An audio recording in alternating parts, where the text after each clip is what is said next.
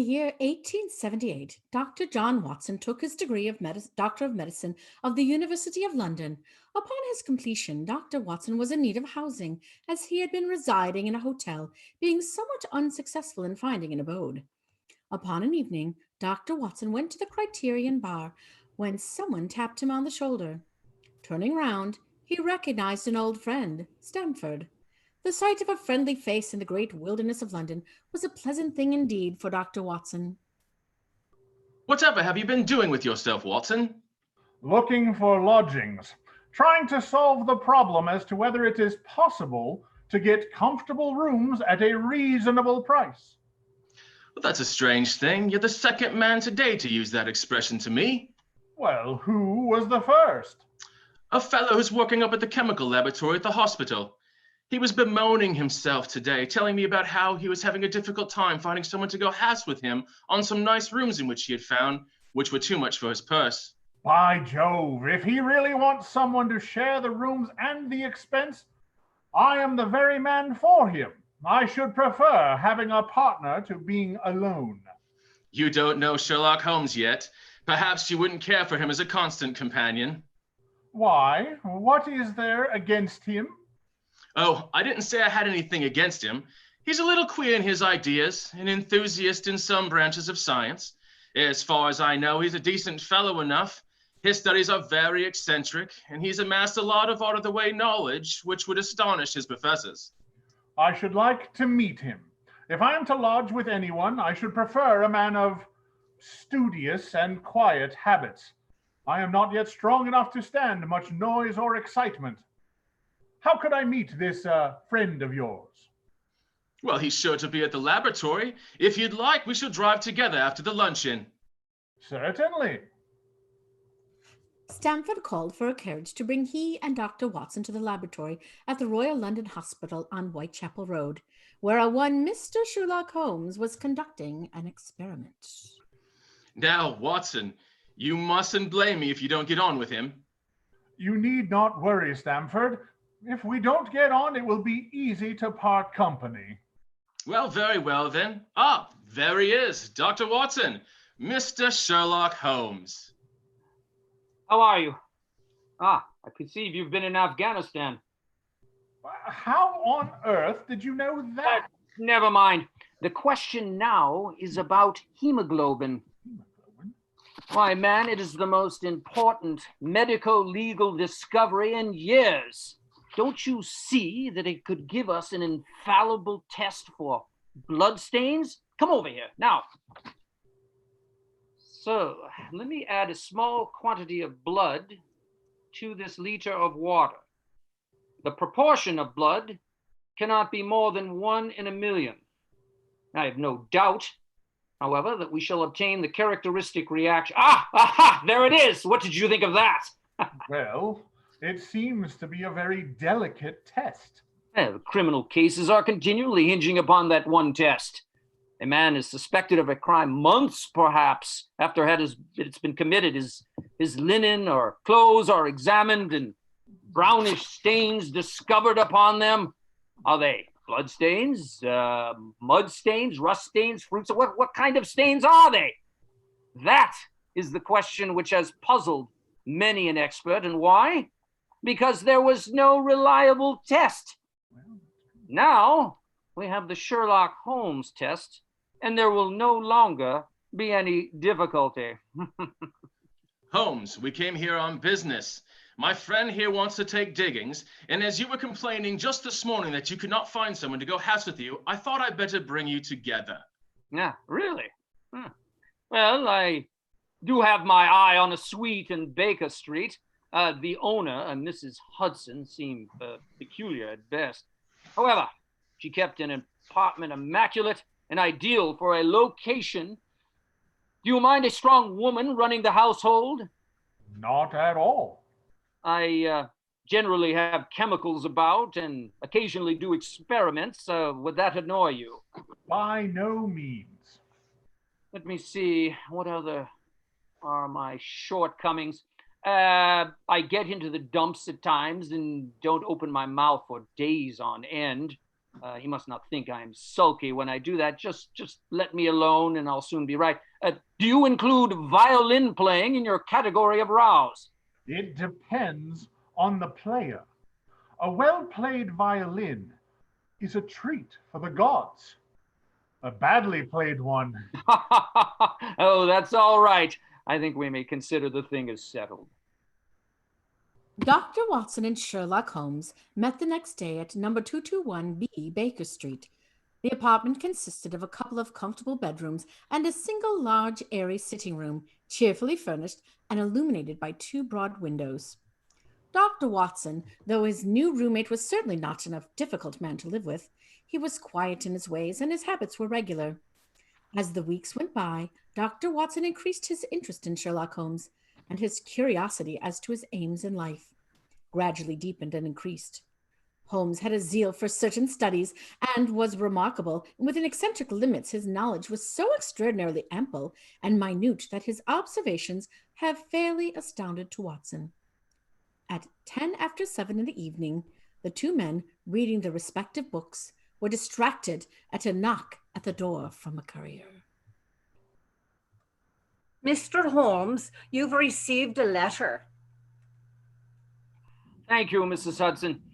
Could you give it to Dr. Watson? Would you, Watson, read the letter for me? It's addressed to you, Mr. Holmes. I don't much appreciate giving personal information to someone who it's not addressed. We understand, Mrs. Hudson. It's perfectly fine. I'll keep your discretion. Well, very well. Upon giving the letter to Dr. Watson, noted the papers was stock of official caliber. Opening the envelope, the letter read, My dear Mr. Sherlock Holmes, there has been a bad business during the night at 3 Lauriston Gardens off the Brixton Road. We discovered the body of a gentleman well dressed and having cards in his pocket bearing the name of Enoch J. Drebber, South Point, Cardiff. Now, there had been no robbery, nor is there any evidence as to how the man met his death. There are marks of blood in the room, but there is no wound upon his person. We are at a loss as to how he came into the empty house. Indeed, the whole affair is a puzzler. If you can come around to the house any time before 12, you will find me there. I have left everything in status quo until I hear from you. If you are unable to come, I shall give you fuller details and would esteem it a great kindness if you would favor me with your opinion. Yours faithfully, signed, Inspector G. Lestrade. Lestrade from Scotland Yard?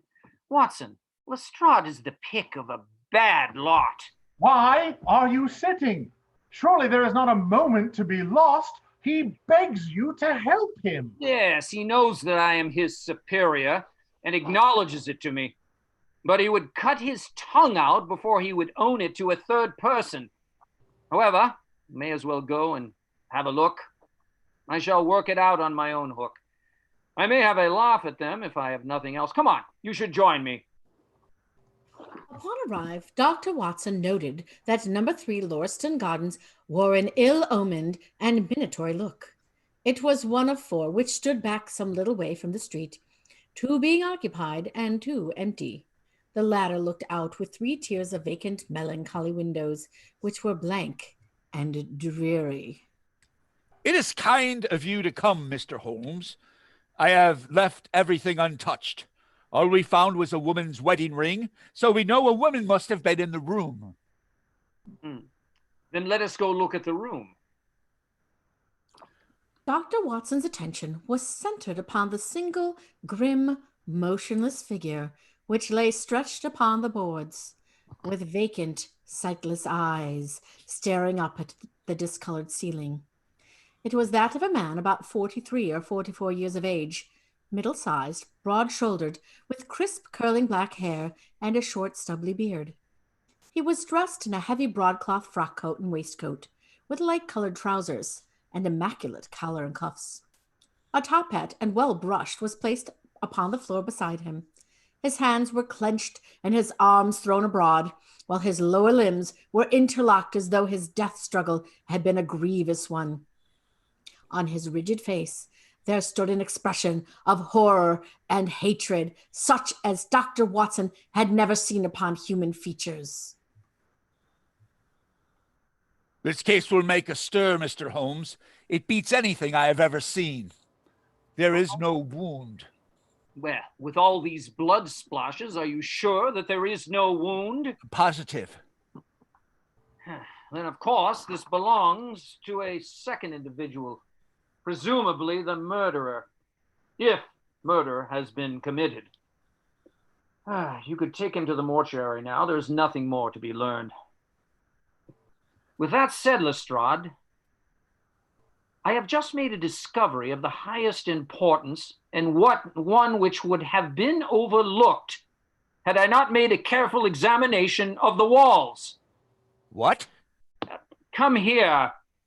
Now, stand there and look at that.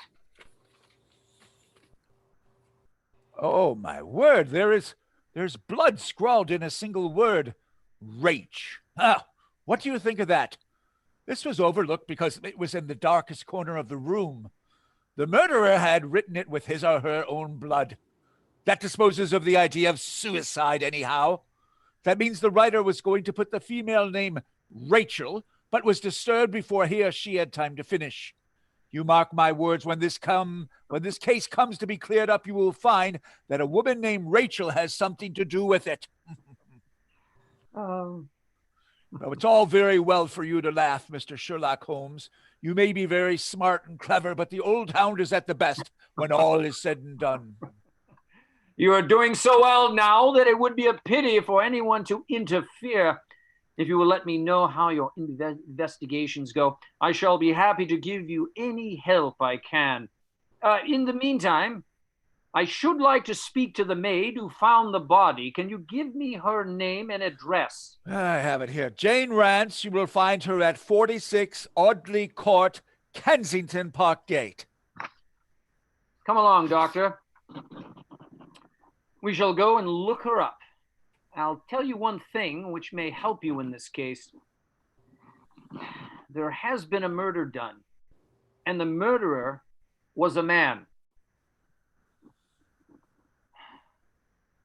He was more than 6 feet high, was in the prime of his life, had small feet for his height, wore coarse, square-toed boots, and smoked a Trichinopoly cigar. He came here with his victim in a four-wheeled cab, which was drawn by a horse, with 3 old shoes and 1 new one on his off foreleg. In all probability, the murderer had a florid face, and the fingernails of his right hand were remarkably long. These are only a few indications, but they may assist you. Well, if the man was murdered, how was it done? Poison. One other thing, Lestrade. Ratsch is a German word for revenge, so don't lose your time looking for a Miss Rachel.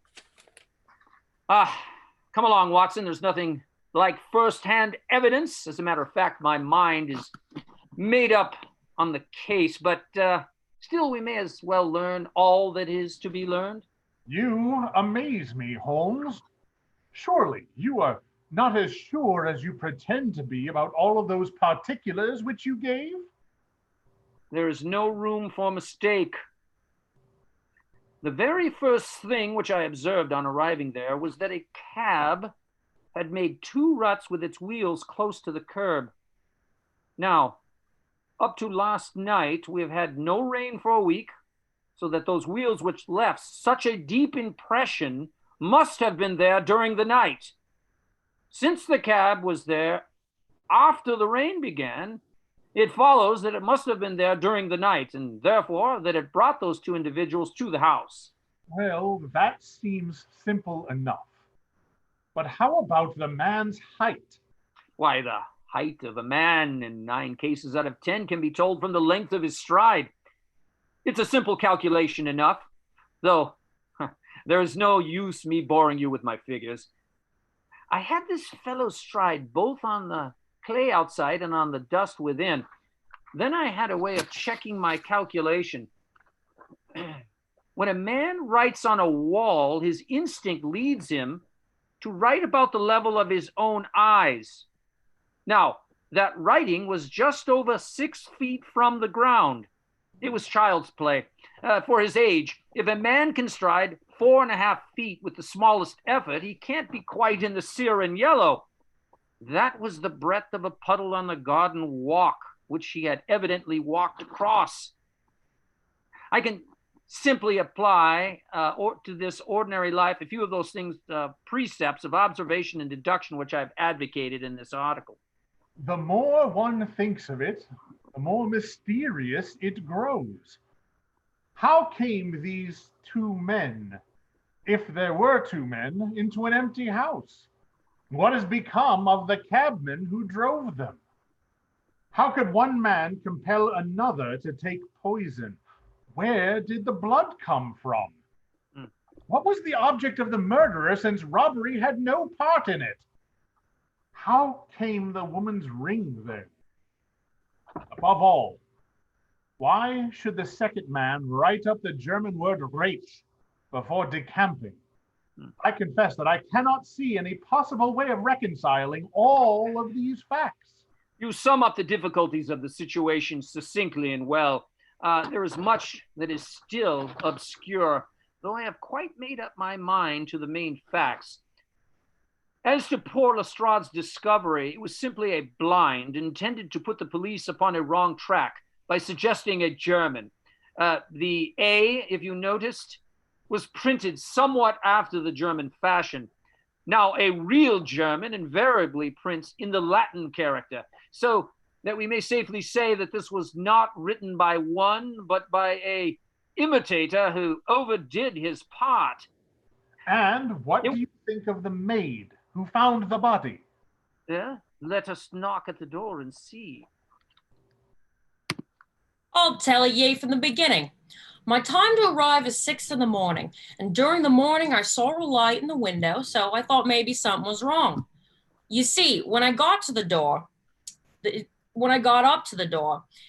was so still and so lonesome that I thought I'd be none for the worse with someone with me. I ain't afeard of nothing this side of the grave, but I thought maybe it was him that died of the typhoid inspecting the drams what killed him. The thought gave me kind of a turn, so I walked back to the gate to see if I could see anyone else. There was not a living soul, sir, nor as much as a dog. I pulled myself together, I went back to the gate and pushed the door open. All was quiet inside, so I went into the room where the light was a-burning, and there was a candle flickering on the mantelpiece, a red wax one. And by the light, I saw a dead... Yes, I know all that you saw. You walked round the room several times, and you knelt down by the body, and then you walked through and tried the kitchen door, and then... I went back to the gate and called for a constable. Was the street empty then? Well, it was, as far as anyone that could be of any good goes. What do you mean? I've seen many a drunk chap in my time, but never is anyone so crying drunk as that cove. He was at the gate when I came out, leaning against the railing and a singing at the top of his lungs about Columbine's newfangled banner of some sort. Couldn't stand far less help. Huh. What sort of man was he? He was an uncommon drunk sort of man, I'd say. He had found himself in the station if we hadn't been so took up. He was a long chap with a red face and the lower part muffled round wearing a brown overcoat. What became of him? Don't know. I'll wager he found himself home all right. Thank you for your time. Come along, Doctor. Why the quick departure? The maid does not have detective skills, Watson. She was played. The criminal returned for that ring, man. The ring. That was what he came back for. Why, the man in the brown coat? The murderer? If my view of the case is correct, and I have every reason to believe that it is, this man would rather risk anything than lose that ring. According to my notion, he dropped it while stooping over Drebber's body and did not miss it at the time. After leaving the house, He discovered his loss and hurried back, but found the maid calling the police. He had to pretend to be drunk in order to allay the suspicions which might have been aroused by his appearance at the gate. Of course. Knowing that, he saw a woman looking for a constable. He may also think she found the ring. Therefore, I have placed in today's paper that a ring was found and may be picked up at our home. He may eagerly look out for the evening paper in the hope of seeing it among the articles found. His eye, of course, would light upon this. He would be overjoyed. Why should he fear a trip or a trap? There would be no reason in his eyes why the finding of the ring should be connected with the murder. He would come. He will come. And then? Oh, you could leave that to me to deal with then. Have your revolver ready. Mr. Holmes, you have a visitor. Thank you, Mrs. Hudson. Mr. Holmes, I don't take kindly to my tenants having female visitors late at night. Female. Mrs. Hudson, it will only be a moment, I assure you. Yes, ma'am, may I help you? Oh, does Dr. Watson live here? It's this newspaper that brought me, good gentlemen. A gold wedding ring in the Brixton Road. It belongs to my girl Sally, as was married only a 12-month, which her husband is a steward aboard a Union boat. And what would he say if he came home and found her without a wedding ring is more than I can think. He being short enough at the best of times, but more especially with a drink. If it please you, she went to the circus last night. Is that her ring? Lord be thanked. Sally will be a glad woman indeed. That is the ring. And what may your address be? 13 Duncan Street, Houndsditch. A weary way from here. The Brixton Road does not lie between Circus and Houndsditch. Oh, well, the gentleman asked for my address. Sally lives at lodgings at 3 Mayfield Place, Peckingham. My name is Sawyer. Her name is Dennis, which Tom Dennis married her, a smart, clean lad too. And as long as he's at sea and no steward in the company more thought of, but when unsure, what with the women and with the liquor. Here's your ring, Mrs. Sawyer. It clearly belongs to your daughter, and I'm glad to be able to restore it to the rightful owner. Oh, thank you, gentlemen. You are kind, and Sally will greatly be appreciative. Good evening. Watson, I'll give a moment, and then I'll follow her. She must be an accomplice, and will lead me to him. I'll be back, Watson. Wish me well. It was close upon 9 when Holmes set out. Dr. Watson remained and had no idea how long Holmes would be. Watson sat stolidly puffing at his pipe and skipping over the edges of a newspaper. 10 o'clock passed, and Watson heard the footsteps of the maid as they pattered off to bed. 11, and the more stately tread Mrs. Hudson passed the door, bound for the same destination. It was close upon 12 before Watson heard the sharp sound of his latchkey. The instant Holmes entered, Watson could tell by his face that he had not been successful. Holmes, what happened? Well, I don't mind telling you. A story against myself. The creature had gone a little way when she began to limp and show every sign of being footsore when she hailed a four-wheeler. Having seen her safely inside, I perched myself behind the cab. That's an art which every detective should be expert at, of course. Well, away we rattled. As we neared our destination, I hopped off before we came to the door and strolled down the street. The driver jumped down, and I saw him open the door and stand expectantly. Nothing came out, though. When I reached him, he was groping about frantically in the empty cab and giving vent to the finest assorted collection of oaths that I've ever listened to. There was no sign or trace of the passenger, and I fear it will be some time before he gets his fare.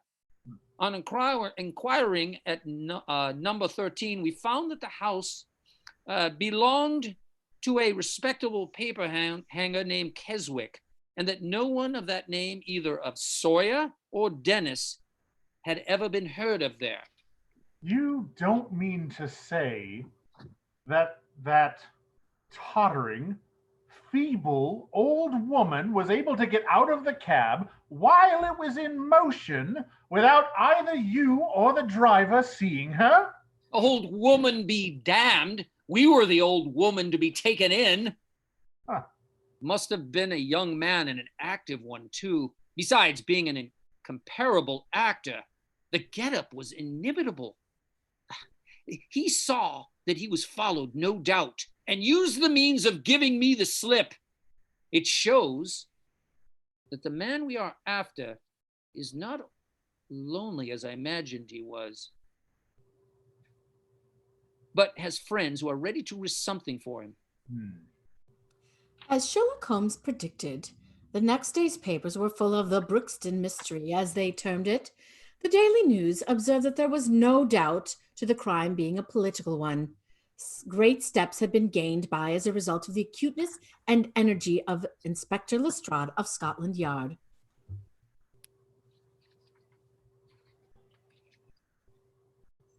I told you that whatever happened, Lestrade would be sure to score.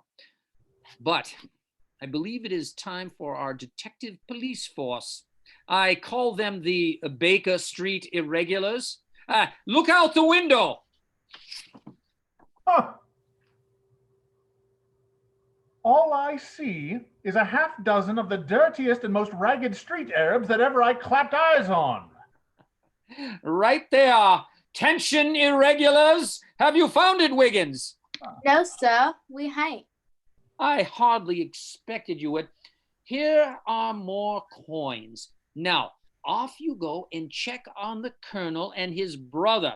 Get his name and come back with a better report next time. Thank you, sir. We will. I'll see if we can scrounge up something from inside the colonel's house. Off you go, lads. By Jove, Holmes, who is the colonel? Ah, Watson, there's more to work to be got out of one of those little beggars than out a dozen of the force. Mr. Holmes, an Inspector Lestrade is here to see you. My dear fellow, congratulate me. I have made the whole thing as clear as day. Now, Do you mean that you are on the right track? The right track? Why, sir, we have the man under lock and key. His name is Arthur Charpentier, Sub-Lieutenant in Her Majesty's Navy. Well, we are anxious to hear how you managed it. Of course, Mr. Holmes. Dr. Watson, this is strictly between ourselves. Now, you remember the hat that was beside the dead man made by Underwood, yep? Well, when I went to visit Underwood and asked him if he had sold a hat of that size and description, he looked over his books and came on it at once. He had sent the hat to a Mr. Drebber residing at Charpentier's boarding establishment, Tarquay Terrace. Thus, I got at his address. smart, very smart. Yeah, I next called Madame Charpentier, and I found her pale and distressed. Her daughter was in the room too, an uncommonly fine girl. She is too. She was looking red about the eyes, and her lips trembled as I spoke to her.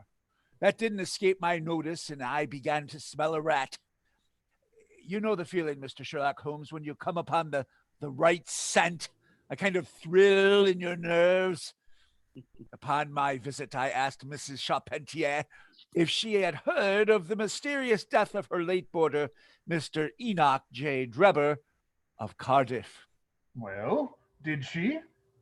Sure enough, Dr. Watson, Mrs. Charpentier did indeed give the details, and our murderer. The home of the widow Charpentier and her 2 children was used as lodging for rentals. Her most recent lodger was that of Mr. Drebber from Cardiff and his personal assistant, Ms. Amelia Stangerson. Upon one evening, while Miss Charpentier's son was running chores, her daughter Alice often worried of an intoxicated Mr. Drebber. Oh, Mother, why do we rent our home to Mr. Drebber and his secretary? I don't feel comfortable when they're around. He's always looking at me and touching me. I don't like it when they're here. I know, my darling. Please be strong as the hour is approaching 8 o'clock and Mr. Drebber is expected back. But do not worry. Your brother Arthur is due back around the same hour. Yes, sir, Mr. Drebber. It's been a long day indeed. Mind your step. Indeed it has, Miss Stangerson. I rest before we are off again. How long before we must leave for our train? Do we have time for another drink? Sir, there's a train at 9:15 and one at 11. Do you have a preference? And I will make the accommodations. Alice, it would be best for you to go to your room now. Mrs. Charpentier, good evening. And Good good evening to you too, Alice. Good evening. Good evening, sir. My dear ladies, such an evening to see your lovely faces. It does remind me of when we traveled the continent. Do you remember Strangerson of that time? All too well, sir. Oh, that time traveling on the continent. I may have foolishly chosen that trip, fleeing the escape of retribution. Sir, I am sorry, but I do not understand. That time we went to flee such a pair, the mathematician and his companion, the Countess. But Mr. Drebber, it is time for you to go about another subject. Nonsense, Strangerson. You and I did our best to outplay a mathematician. How foolish we were. We should have known not to outwit. Enough, Mr. Drebber. Enough. There was enough. No, there was not enough. I need a drink, Mrs. Charpentier. I am afraid we do not carry alcohol in this household. Then it is enough. I will find a drink elsewhere. Mother, Mr. Drebber seems unwell. Most unwell. Please, do not speak of this with Mr. Drebber if you are to see him again. I will go look after him. Mother, will Mr. Drebber not return? Oh my, I do not think he has entirely left as I hear him at the side door. There must be a drink here. Gerald, do you have a drink? You should bring it to me immediately, wench. Mr. Drebber, you are not to speak to my daughter in that fashion. I will speak how I want. Oh! Good evening, mother, sister. Who dare is this? I am Arthur Charpentier. And who, may I ask, are you? And why do you speak with such a brutish voice? It was because of your sister. It was the mathematician and that countess that caused this. Now she is to get me a drink. Now, wench! Do not speak in that tone to my mother, and do not for one moment think that I will allow you to speak with those words to my sister. I will speak to her how I wish, and there is nothing you or anyone, even the countess or the mathematician, can do. Now, come here, my dear Alice, to provide me comfort. How dare you! Oh, Alice. Oh, Alice, my dear, my precious little girl, are you okay? Oh, Arthur. Arthur, are you okay? Yes, mother, the man was able to catch me off my balance. Which way did he go? He went down the street towards the train station. Block this door and do open it for no one. I will be after him down the street right now. That's quite an exciting series of events. What happened next? Well, I found out where Lieutenant Charpentier was, took 2 officers with me, and arrested him. When I touched him on the shoulder and warned him to come quietly with us, he answered as bold as brass, "I suppose you are arresting me for being concerned in the death of that scoundrel Drebber." He still carried the heavy stick which the mother described him as having with him when he followed Drebber. What is your theory then? Well, my theory is that he followed Drebber as far as the Brixton Road. when there a fresh altercation arose between them, in the course of which Drebber received a blow from the stick in the pit of his stomach, perhaps, which killed him without leaving any mark. The night was so wet that no one was about. So Charpentier dragged the body of his victim into the empty house. As to the candle and the blood and the writing on the wall and the ring, they may all be so many tricks to throw the police onto the wrong scent. Well done. Really, Lestrade, you're getting along. What shall we make of something? Well, we shall make of something of you yet. Well, I flatter myself that I have managed it rather neatly.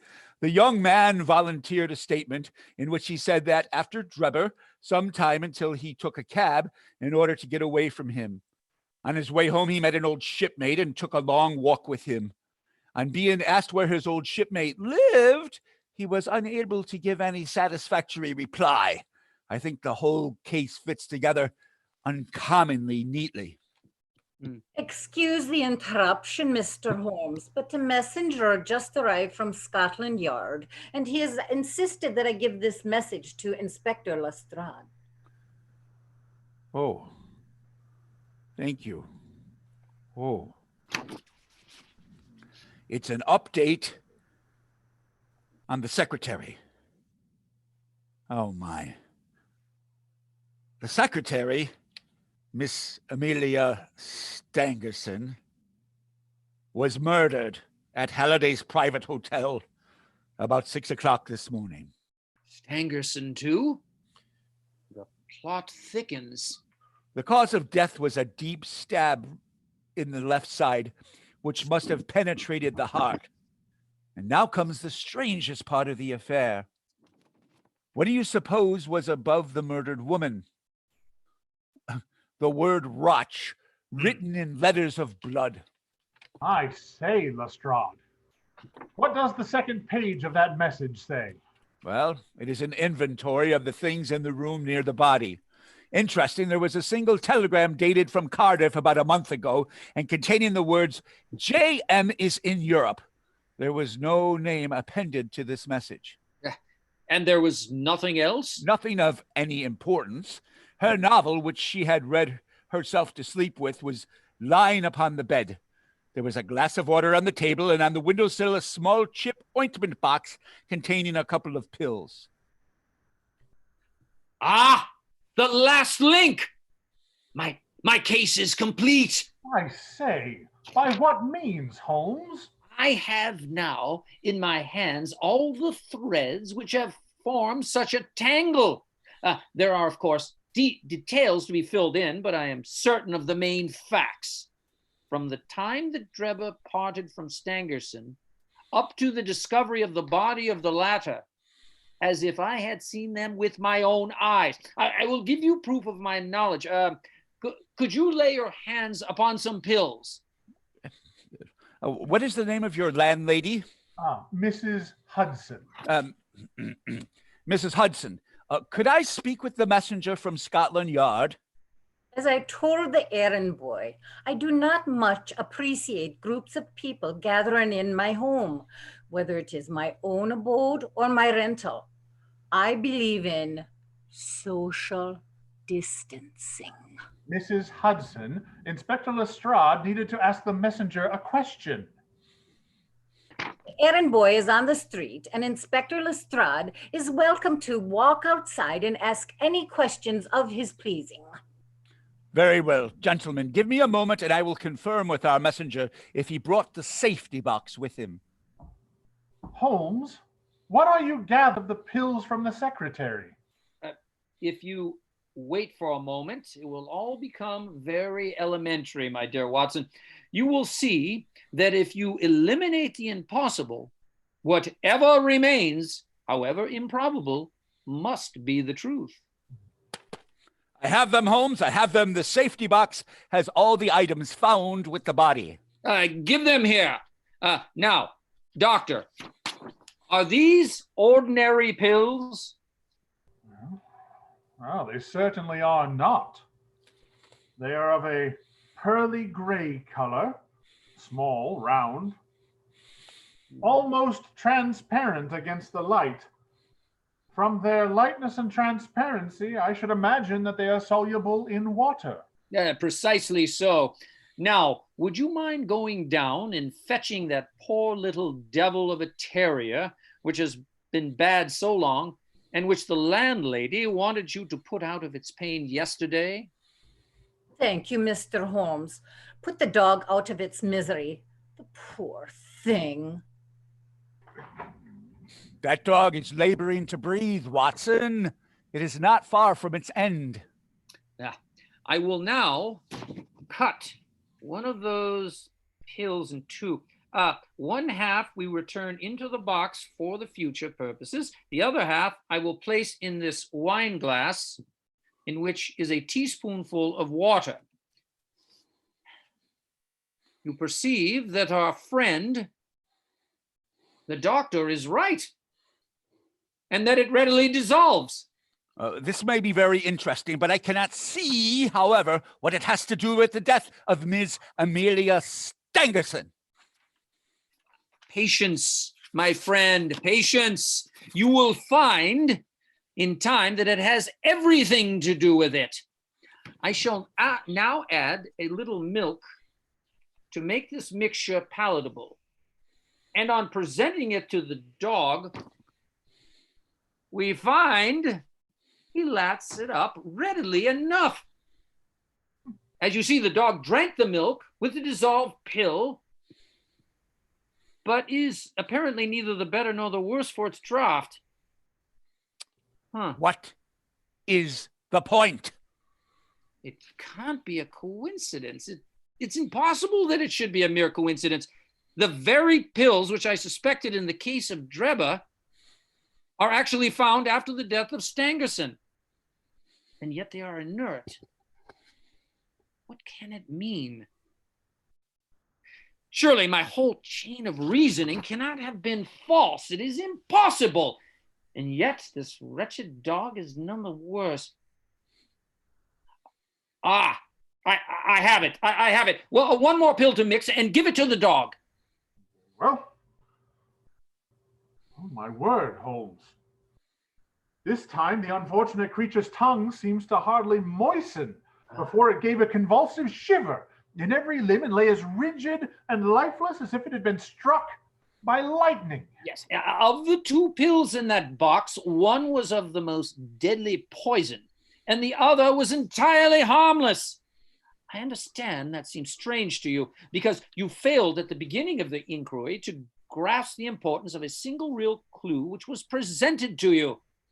I had the good fortune to seize upon that, and everything which has occurred since then has served to confirm my original suspicion, and indeed was the logical sequence of it. It is a mistake to confound strangeness with mystery. This murder would have been infinitely more difficult to unravel had the body of the victim been simply found lying in the roadway. These strange details, far from making the case more difficult, have really had the effect of making it less so. Look here, Mr. Sherlock Holmes, we are all ready to acknowledge that you are a smart man and that you have your own methods of working. We want something more than some theory, though. I have made my case out, and it seems I was wrong. Young Charpentier could not have been engaged in the second affair regarding Mrs. Stangerson. You have thrown out little hints there and little hints there and seem to know more than we do, but the time has come when we feel that we have a right to ask you straight, how much do you know of this business? Can you name the man who did it? Mr. Holmes, that filthy little rodent is here to see you. I'm not keen to have street urchins in my home.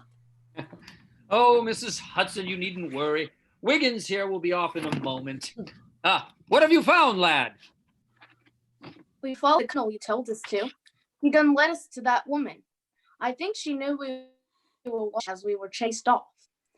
But we got a name. They called her Countess. Good work, lad. Was there anything else? There was a man with her. He seen us also. He had a cane. I remember that cane anywhere, because I saw it well enough. Was the handle of that cane that of an Egyptian king cobra snake? I don't know about the Egypt, but the snake had wings of a head and a tongue that spat out a horrid sight, and I'd sure call that a cane. Holmes, really? Any delay in arresting the assassin might give him time to perpetrate some fresh atrocity. Gentlemen, you've asked me if I know the name of the assassin. Well, I do. The mere knowing of his name is a small thing, though, compared with the power of laying our hands upon him. What I suspect is if he had the slightest of suspicion of Wiggins, he has already changed his name and vanished in an instant among the 4 million inhabitants of this city. He's a master of disguise and has fooled even Watson and me. Erroneous! Erroneous! Erroneous on your theory! Tell me something, Holmes. Is there anything that we do know for sure? Yes. What? That without a doubt, there is an evil mastermind behind all of this. The reason for the murders was for revenge for Dreba stealing a ring belonging to his mistress, the Countess, which he gave to Miss Stangerson. So aloof is he from general suspicion, so immune from criticism, so admirable in his management and self-effacement that he could haul you into court and emerge with your 4 years' pension. But it was his passion that caused a criminal strain that runs through his blood and murder his desire. Oh my word. A mistress, a stolen ring, and a vengeful heart. A love triangle. Enough, Holmes. Who is the assassin? I'm afraid it's not Arthur Charpentier, for his family was caught up in the tangle web by accident. Dreba could not handle the drink and caused many enemies, I would suspect, including Charpentier.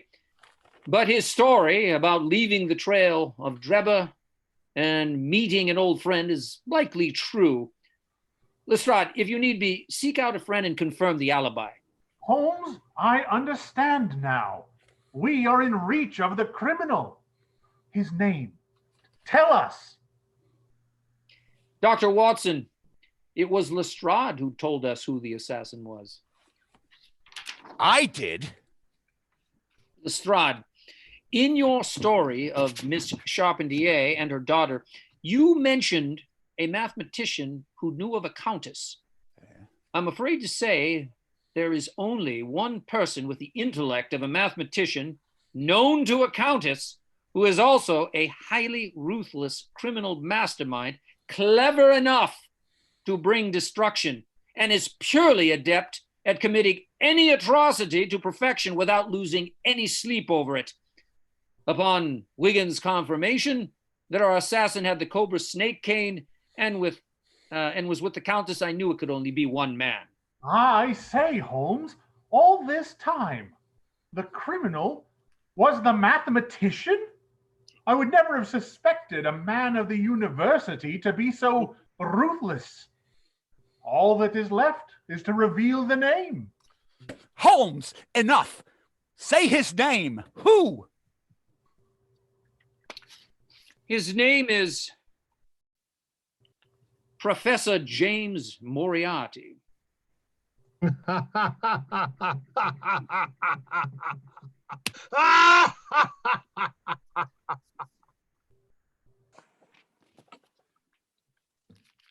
Thank you for joining us this evening for our presentation of Sherlock Holmes' A Study in Scarlet by Sir Arthur Conan Doyle.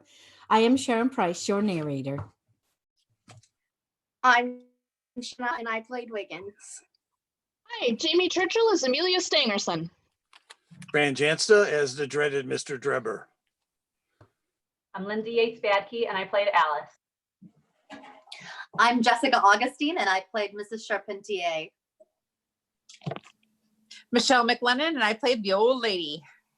Hello, I'm Gabe Capozzo. I played Stamford and Arthur Charpentier. Madison Mantis playing Jane Rance. Hello, I'm Rose Mader, and I played Mrs. Hudson. I'm John Hatterline, and I played Inspector Lestrade. Ralph Churchill, Dr. Watson. I'm John Franco. I played Sherlock Holmes. And the COVID-19 players would like to thank you for tuning in to Terry O'Brien's adaptation of Sir Arthur Conan Doyle's famous play, A Study in Scarlet. Now, if you'll excuse me.